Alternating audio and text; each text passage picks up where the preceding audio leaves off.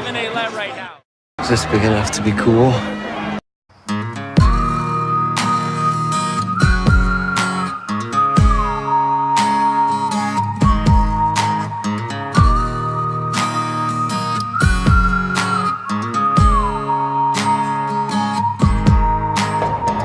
Wake up to a cloudy day, dark rolls in and it starts to rain. Staring out to the cage-like walls, time goes by and the shadows crawl. Crushing candy, crushing pills, got no job, mom pays my bills. Texting exes, get my fills, sweating bullets, Netflix chills. World's out there singing the blues, 20 more dead on the evening news. Think to myself, really what's the use? I'm just like you, I was born to lose. Why, oh why can't you just fix me? When all I want's to feel numb, but the medication's all gone.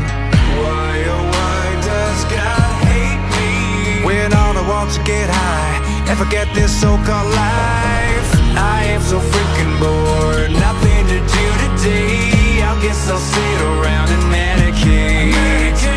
I am so freaking bored, nothing to do today. I guess I'll sit around and medicate. Can't wait to feel better than I ever will. Tack that shit like a kid on Benadryl. Chase it down with a hopeful smile. Hate myself, I can go for miles. They say family's all you need. Someone to trust can help you breathe. Inhale that drug but you start to choke. You fall on the outs of an inside joke. Why, oh why can't you just fix me? When all I want's to feel numb, but the medication's all gone. It's becoming more and more difficult to talk about degeneracy. As you can clearly see over the years, our lives are becoming less and less rich, fulfilling, and happy for one particular reason. Because there are people in this world who think that not marrying ever, having no kids, being a complete whore, and most of all, using and abusing all sorts of emotionally stimulating substances is better than living a fulfilled life. As red pill psychology would say, misery is comfortable, happiness takes effort. Today, in this presentation, we are going to go over the specific things that happen to people psychologically, emotionally, and how they affect other people's lives when we allow this kind of degeneracy to happen. Most of all, this will be kind of a strike at the ANCAP community for believing that you cannot have any laws other than the non-aggression principle and still have a functional society. When I was younger, I saw The Wolf of Wall Street, and it was actually a fairly good movie. I enjoyed it because it was a cautionary tale about what can happen when you are greedy in the biblical sense, meaning you would like to satiate your own selfish desires at the expense of somebody else.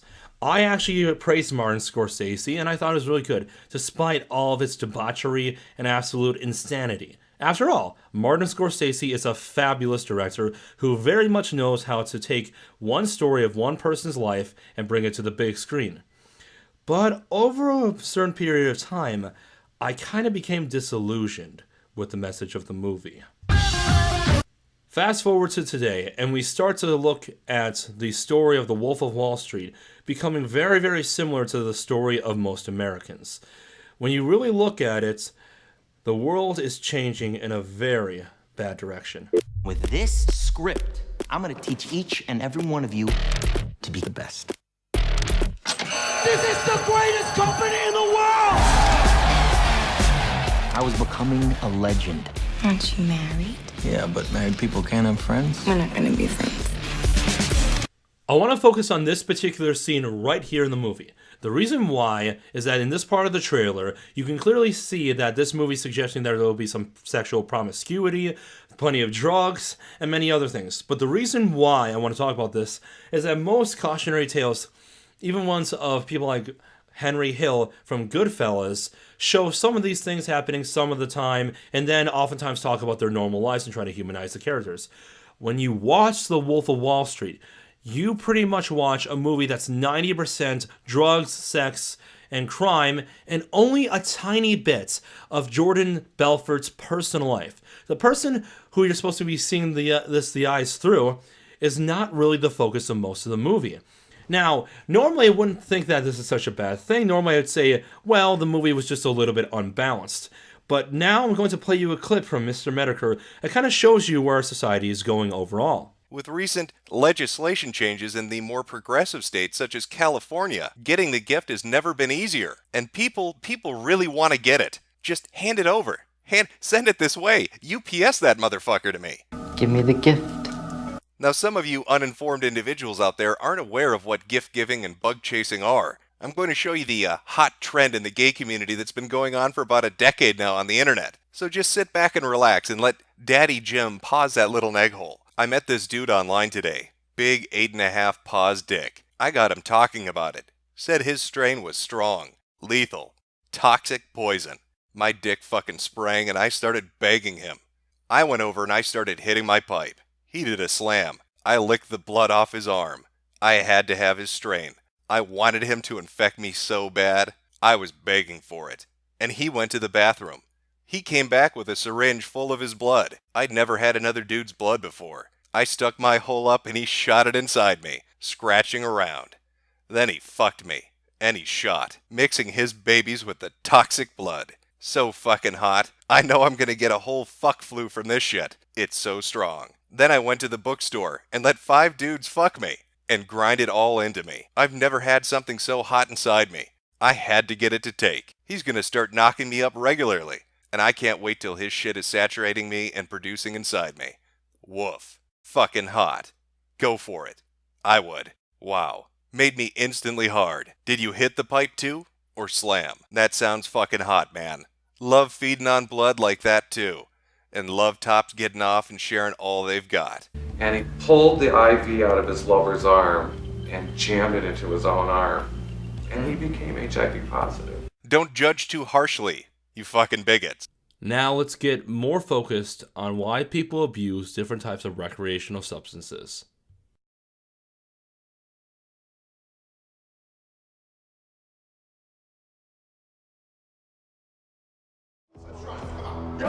Let's go. This is schoolyard. Let's go. This ain't shit. Let's go. Come on. This ain't shit. Let's go. Let's go. This ain't shit. Drive. If you were gonna do a thing of test, just get the air out and just slowly withdraw it. And that's it. You're all ready to go.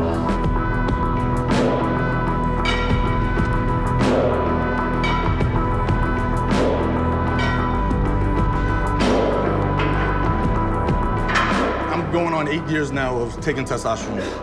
It's a lifestyle a lot of people aren't ready for. Like, a lot of people come up to me in the gym and they're like, if I take this, this, and that, will I look like you? I tell them to stay away from it. I tell them not to start it.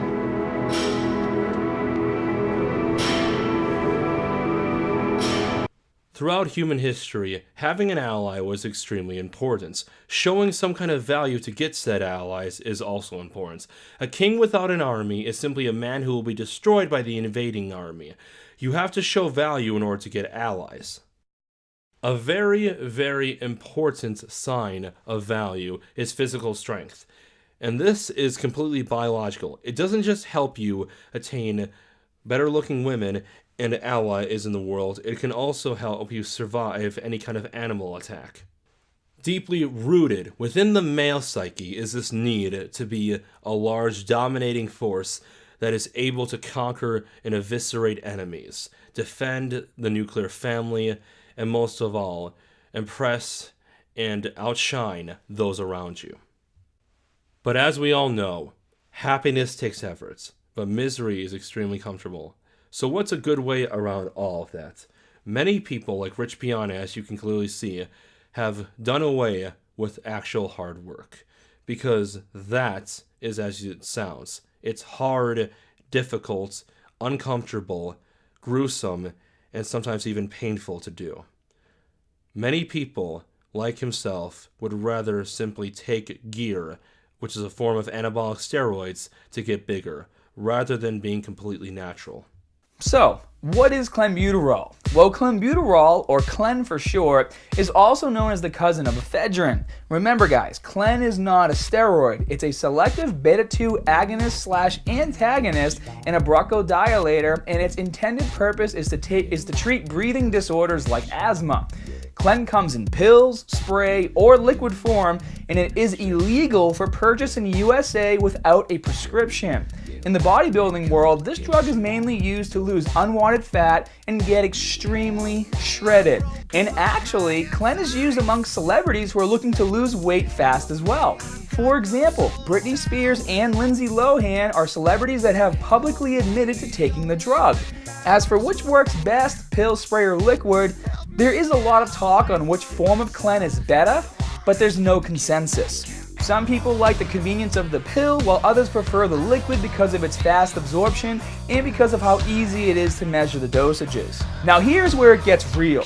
99% of the time when someone tells you that they're dirty bulking, which is when you gain loads of fat in a short amount of time, when it comes time for them to lose all the unnecessary fat gained fast, Clen is usually the drug of choice.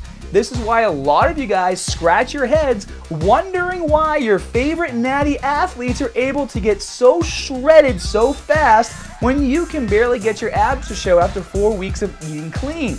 And just to give you guys a good visual, here's an example of a before and after of just one cycle of Clen.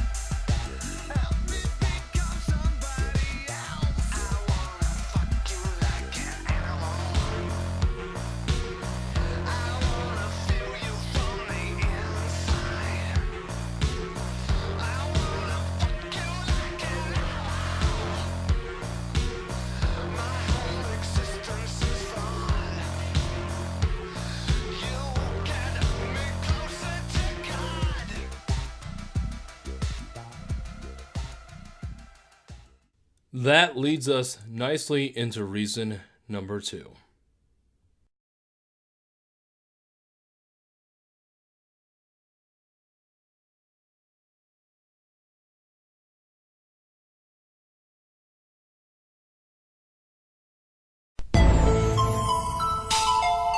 Yes. Xanax. Pop a few. Let loose.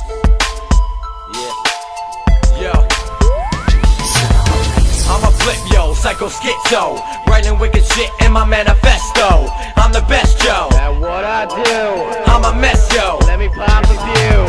Xanax, I relapse to relax, so relax. I need that because I feel a panic attack coming on. I gotta stay strong before my schizophrenic behavior kicks on. I'm paranoid and I'm scared of noise. Anything makes me jump like the parachute boys. When I'm in a car or if I'm on a train, when that shit starts moving I go insane. I can't help that I'm a little unfocused. Wish I could get it away like hocus pocus. But know this, I got my little blue pills. Helps me adjust from surreal to for real. It's cause why? Xanax, they really got me lifted. Xanax, they keeping me from flipping. Xanax, they call them candy balls. Xanax, the little blue footballs. Xanax, they really got me tripping. Xanax, they keeping me from flipping. Xanax, they coming big and small. Xanax, the little blue footballs. Devastating everything on top. Never coming down. As evidenced by Green Day frontman Billy Joe Armstrong heading into rehab, rock stars, no matter how long they've been doing it, are never out of the woods when it comes to substance abuse. Papa Roach is another example where not only was frontman Jacoby Shaddix battling substance abuse again, he was also fighting suicidal thoughts. We caught up with Jacoby and his bandmates in Papa Roach to talk about the main driver of their just-released new album, The Connection. It was all connected with drugs, and Lucy in the Sky actually stood for LSD, which wasn't true. And that it was an album which actually was promoting the use of drugs amongst the young.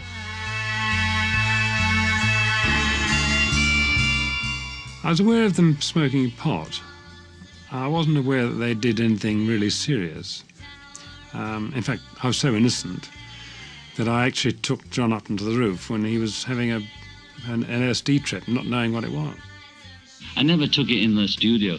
Once I did accidentally. I thought I was taking some uppers. And I was not in a state of handling it, but I took it, and then I just noticed, I said, so scared on the mic, you know. I said, what was it? You know, I said, I feel ill. I thought I felt ill, and it was going. I thought it was going to crack, you know. And then I said, I must get some air, and they all took me upstairs on the roof, and George Martin was looking at me funny, you know.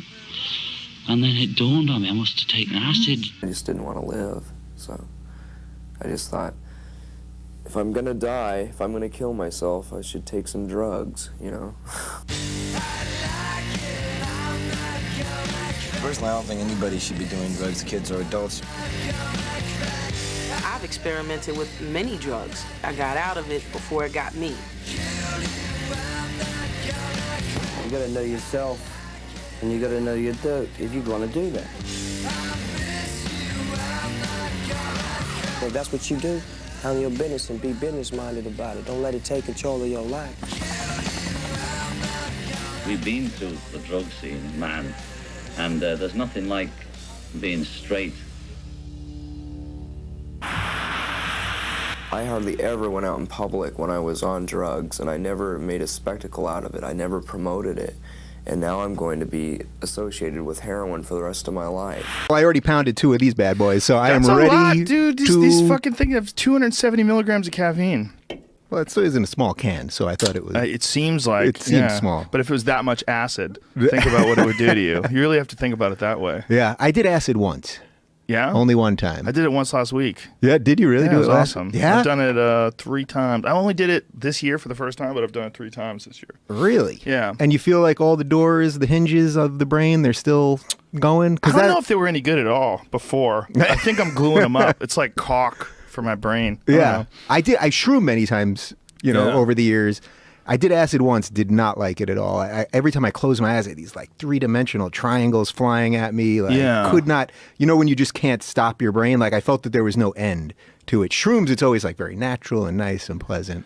Yeah, that's I haven't the done them in a concern, while, though. right? The Yeah. concern is the potency of acid. I heard it described by Terence McKenna as like molecularly, if you looked at it in scale, it's something the size of an ant that can break down the Empire State Building in 30 minutes. That's a bit much for me at this point. You know what I mean? I turned 40 this year. I don't need to break down the Empire State Building or any other building at this point. Now it's really about keeping the mental faculties I have, adding in a little more occasionally and going from there. Yeah. But you know what I mean? You have to function, right? Like Yes. you have a show, you're doing comedy, all the stuff. Like at some point, the expansion of the mind is like, I still got to be on Earth. You know, if you're going to do the show, you definitely have to be there. You Yeah. have to be there. But Duncan and I did a show on acid. We did our last podcast. With full disclosure, we were on acid during our last Sweet podcast. Jesus. Yeah. I'm sitting in a room sober with these people. Well, it's less is expected of me, I think, Yeah. than you. You're expected to be rational. But being a stand-up comedian / cage fighting commentator, you get a lot of wiggle room. Yeah. Yeah, you could say some pretty stupid shit. Yeah. People go, it's right. That's who he is. Probably got hit in the head. Usually, the most lurid creations of the world of pop music have been the first to vanish. The most shocking and the most outrageous disappear as their shock value is absorbed. Very few have lasted the pace over 2 whole decades. What's remarkable about the Rolling Stones is that they were more shocking than most and as original as any, and they're still around and more popular than ever. Tomorrow they return to London, their hometown, for the first concerts in 6 years. All 144,000 seats for the 2 shows have long since been sold out. Last autumn, Newsnight's Robin Denzelow talked to Mick Jagger about his life and plans. This evening, he turns his attention to the guitarist Keith Richards, Jagger's longtime collaborator and co-writer of many Stones hits. Richards has been shy of publicity because for 10 years he was a heroin addict. Now, in a rare television interview, he discusses both the group's future plans and his own past struggle with heroin. From Paris, Robin Denzelow reports. Keith Richards is one of the great guitarists. For the public at large, he's been the Rolling Stone most often in trouble, almost always for drugs. For 10 years, he seemed to be in and out of court. Redlands, his house in West Wittering, was raided in '67, and police said various substances were found. He was jailed for a year, but released after an appeal. 10 years later, in Canada, it was even more serious. He was arrested in Toronto and charged with trafficking in heroin.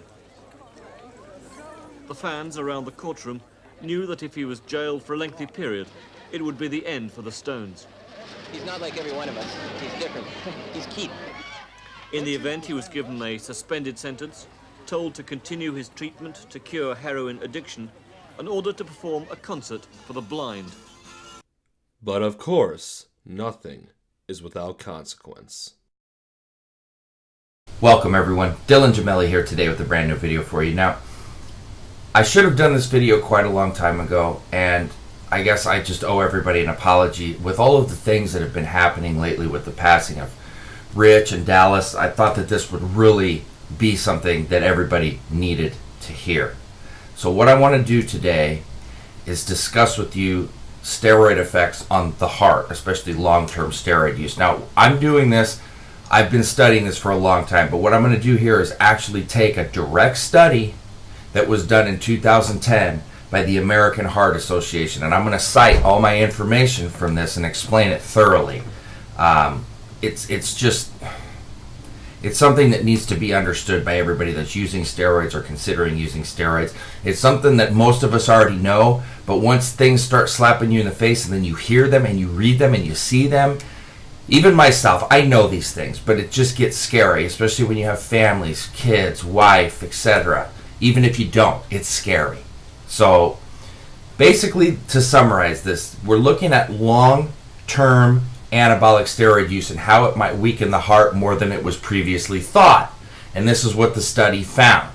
Steroid-related heart impairment is actually severe enough to increase the risk of heart failure. Now, the left ventricle, okay, is the heart muscle primarily responsible for pumping blood throughout the body, and this was significantly weaker, to be found weaker amongst steroid users. So that's kind of what we're going to look at and focus on today. So I think that we all know this, but in case you're new to this, anabolic steroids mimic the naturally occurring testosterone, and that's a muscle building hormone that promotes male sexual characteristics. Now, Dr. Aaron Bagish is the author of the study and instructor in the Department of Medicine in Massachusetts at the General Hospital in Boston. Since 2015, when the federal government, the FDA, placed an increased warning on all testosterone products that they may cause heart attack, stroke, and death, this has been really a huge focus for any physician, any doctor or caregiver prescribing testosterone for men.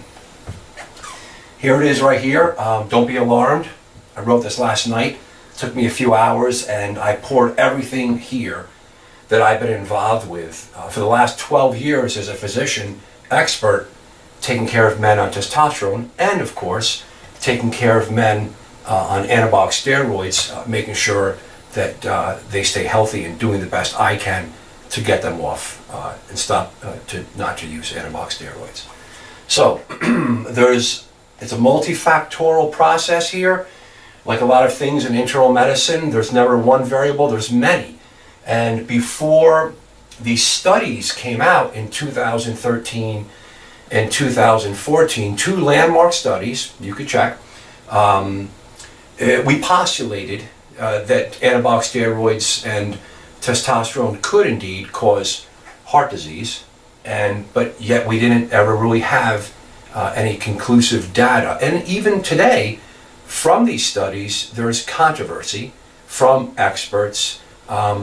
Not sure if it's actually true that testosterone, TRT itself, causes heart disease that we'll go into in a minute, and what are the mechanisms. So it's controversial, but I can tell you this, in my practice, when men that are under my care, I've developed protective protocols, and I'm going to share it with you today. Hypertension, testosterone, anabolic steroids can lead to hypertension. It's well known for decades. Lipid abnormalities, the LDL bad cholesterol goes up, the good cholesterol, this protective goes down. I see it all the time. Yes, dose dependent, we'll get into it.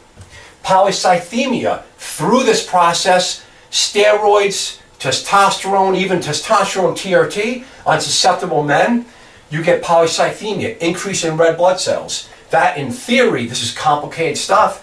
Everything I do is evidence-based, and there's not much evidence for that one, I can tell you. that you get an increased potential in the concentration of the blood, potentially leading to a hypercoagulable state. Hypercoagulable state just means that you're going to get a clot. You're building a clot. So there's hypercoagulable state. That itself is a multifactorial state from all of these. We think in these studies, it looks like if you actually do have an increased outcome, unfortunately, from TRT itself, forget steroids, to myocardial infarction, heart attack, and stroke and death, it ends up being a hypercoagulable state overall. It's the end accumulation and progression of plaque. So let's keep moving. Sleep apnea, steroids, testosterone causes obstructive sleep apnea. We see it all the time. Why? It has direct effects on the central nervous system, not to mention men can get bigger, a big neck, and that leads to central obstructive sleep apnea. No question about it. And then direct effects. So the androgen receptor from testosterone and steroids, which there are many, directly affects the endothelial tissue at this point and the heart, the myocytes here, myocytes and endothelial tissue, directly by some other mechanism.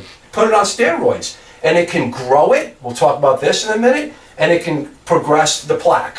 So this guy is a Russian named Kirill Tereshin. He's only 21 years old. And in my opinion, he's been, absolutely mutilating his arms to a pretty extreme extent that doctors have warned him that he risks paralysis and amputation if he keeps doing what he's doing. So obviously he completely ignored the doctor's orders, and recently he's been posting a lot of photos on Instagram where his biceps look very inflamed. His entire arm really, red and purple discoloration, bruising, just starting to look really, really unhealthy. And obviously the arms have gotten significantly bigger than when we first saw this kid. I remember when the videos first came out of this kid maybe a couple of months ago.